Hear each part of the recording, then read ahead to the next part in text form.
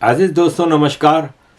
अजीज़ दोस्तों, कुछ international news ख़ास तौर पर चाइना के हवाले से कुछ चीज़ें हैं। भारत के न्यूक्लियर बॉम्ब कुछ नई खबर आई है। पहले मैं आपके सामने ये चीज़ रखूँगा कि LGBTQ गेज और लेस्बियंस के राइट्स और चेंज ऑफ सेक्स ऑपरेशन जो आजकल हो रहे हैं, इन चीज़ों ने पता नहीं क्यों यूरोप, अमेरिका, वेस्ट इन चीज़ों की इतनी ज़्यादा पब्लिसिटी कर रहा है, एडवोकेसी कर रहा है। प्राइड मंथ मनाया जा रहा है इधर वेस्ट में, अमेरिका, यूरोप में। इटाली की प्राइम मिनिस्टर ने साफ कह दिया कि कोई प्राइड मंथ नहीं। राइट विंग इसके खिलाफ है। ये लेफ्ट का, जॉर्ज सोरोस का एक इकोसिस्टम है जो दुनिया का सोशल सिस्टम को तबाह करने पे लगा हुआ है। स्कूलों में LGBTQ और ये सेक्स चेंज की एजुकेशन दी जाने लगी है स्कूलों में, प्राइमरी स्कूलों में। क्या ज़रूरत है? एक अंदाजे के मुताबिक वेस्ट में 3% लोग गे या लेस्बियन हैं, 1% हैं जो अपनी सेक्स चेंज करना चाहते हैं। इन 4% लोगों के लिए बाकी 96% को ज़बरदस्ती क्यों ये चीज़ें पढ़ाई जा रही हैं? इनके जुलूस निकाले जा रहे हैं, जगह जगह वो रेनबो कलर लगा रहे हैं। छोटे छोटे बच्चों का, इवन जो बाइडेन ने व्हाइट हाउस में प्रोग्राम रखा, वहाँ पे छोटे छोटे बच्चे भी आए। 18 साल से पहले की आप वोट नहीं डाल सकते, आप मोबाइल की सिम नहीं ले सकते, आप सिगरेट नहीं खरीद सकते, आप अल्कोहल नहीं खरीद सकते, आप रिलीजन चेंज नहीं कर सकते।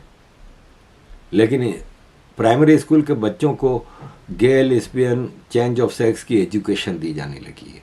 मुझे किसी गे से कोई मसला नहीं है, मुझे किसी लेस्बियन से कोई मसला नहीं, मुझे किसी ऐसे इंसान से कोई मसला नहीं जो अपनी सेक्स चेंज करा रहा है।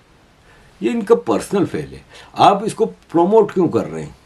ये कौन सा ऐसा खूबसूरत सिस्टम है जिसको आप इतनी पब्लिसिटी दे रहे हैं, बिलियंस ऑफ डॉलर इसके ऊपर लगा रहे हैं? ये दुनिया को कहाँ लेके जाना चाहता है ये लेफ्ट का इकोसिस्टम? अजीज़ दोस्तों, चाइना के बारे में मैं कुछ बात करना चाहूँगा। देखें, चाइना के अपने हालात तो सोसाइटी के हवाले से टोटल डिक्टेटरशिप है।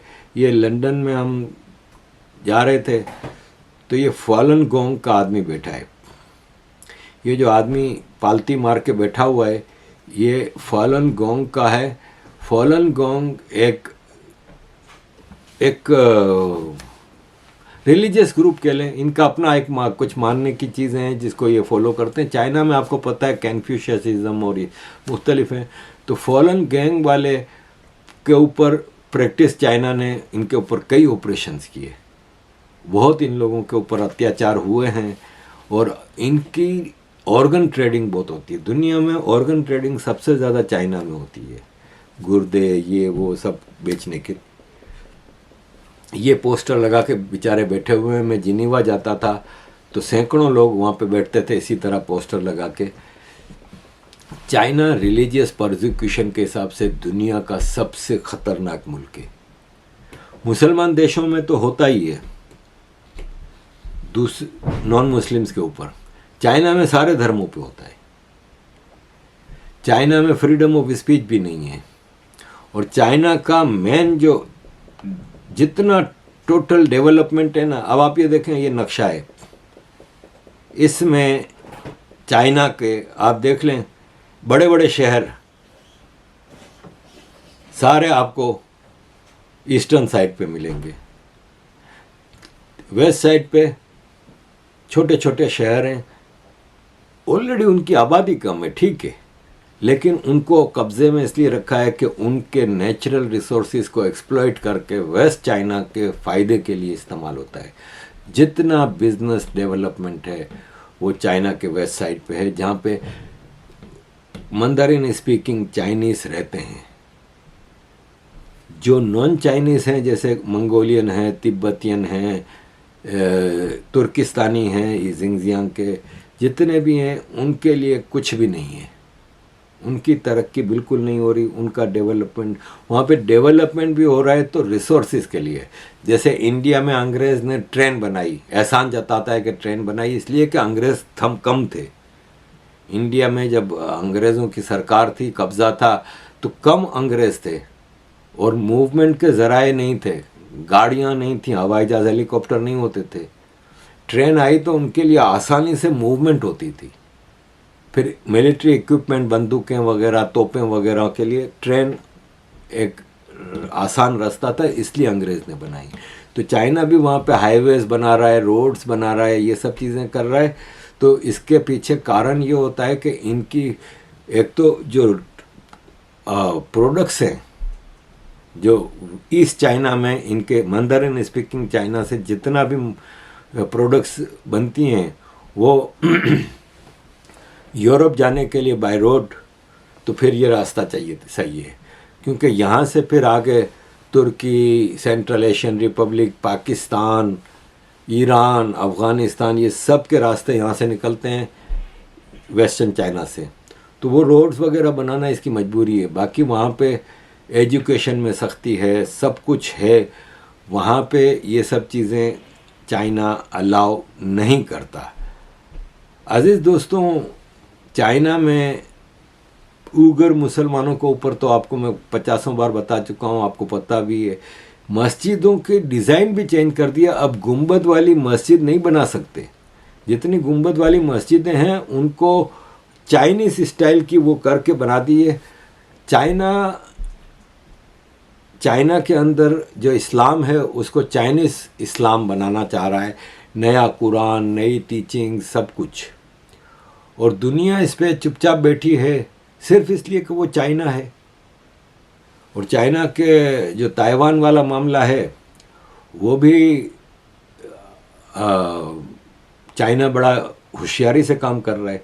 उसको पता है कि वो ताइवान पे हमला करेगा तो मसले बढ़ जाएंगे चाइना के लिए, क्योंकि फिर जिस तरह वेस्ट यूक्रेन में रशिया से जंग लड़ रहा है, इस तरह फिर ताइवान में चाइना के लिए एक मसला हो जाएगा और वेस्ट फिर ताइवान में चाइना से लड़ेगा और चाइना के लिए काफ़ी मुश्किलात पैदा हो सकती हैं। और ऐसे में इंडिया से भी ताल्लुकात इतने अच्छे नहीं हैं चाइना के। अजीज़ दोस्तों, अमेरिका बहादुर है ना, वो भाई साहब पूरी दुनिया पे बदमाशियां करता है, लेकिन दूसरे मुल्कों के लिए उसके रूल्स होते हैं। जैसे अगर कोई इंडियन टेररिस्ट अमेरिका में, पाकिस्तान में, कनाडा में कहीं छुपा हुआ है, तो इंडिया को इजाज़त नहीं है कि वो अपने टेररिस्ट को वहाँ पे टारगेट करे। अमेरिका दुनिया के किसी भी मुल्क में हमले कर सकता है। जैसे ये भाई साहब बता रहे हैं, ये हमेशा खुल के बात करते हैं प्रोफेसर साहब। You seem very reliant on accepting Putin's world view rather than perhaps the stark reality of the barbarism with which he's executed this war. Yeah, maybe because I know too much about the United States, because the first war in Europe after World War II was the US bombing of Belgrade for 78 days to change borders of a European state. The idea was to break Serbia, to create Kosovo as an enclave, and then to install Bondesteel, which is the largest NATO base in the Balkans, in the southwest Balkans. So the US started this under Clinton, that we will break the borders, we will illegally bomb another country. We didn't have any UN authority. This was a, quote, NATO mission to do that.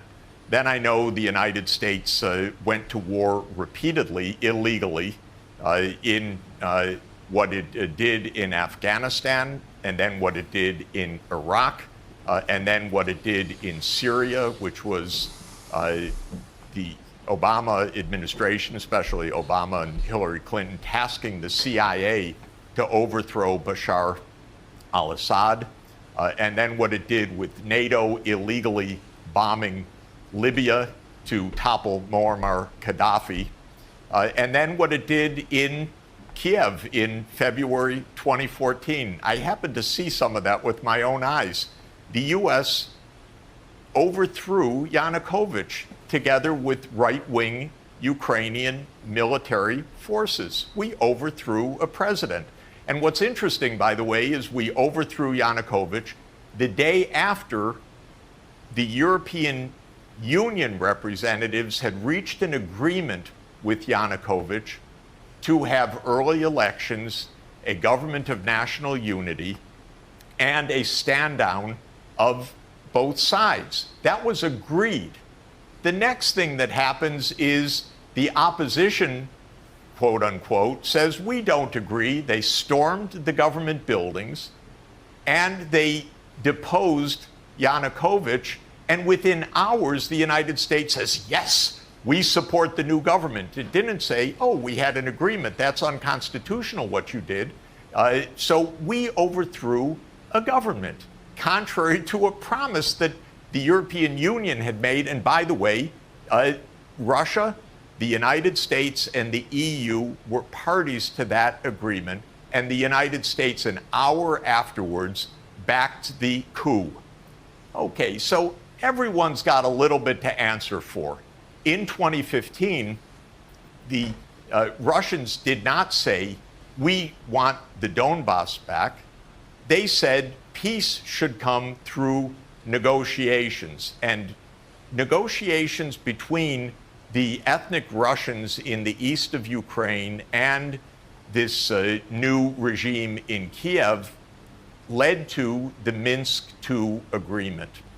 The Minsk II agreement was voted by the UN Security Council unanimously. It was signed by the government of Ukraine. It was guaranteed explicitly by Germany and France. And you know what? And it's been explained to me in person. It was laughed at inside the US government. This is after the UN Security Council unanimously accepted it. The Ukrainians said, we don't want to give autonomy to the region. Oh, but that's part of the treaty. The US told them, don't worry about it. Angela Merkel explained in Die Zeit, in a notorious interview after the 2022 escalation, she said, oh, you know, we knew that Minsk II was just a holding pattern to give Ukraine time to build its strength. No, Minsk II was a UN Security Council unanimously adopted treaty that was supposed to end the war. So when it comes to who's trustworthy, who to believe, and so forth, I guess my problem, Piers, is I know the United States government. I know it very well. I don't trust them for a moment. I want these two sides actually to sit down in front of the whole world and say, these are the terms. Then the world can judge.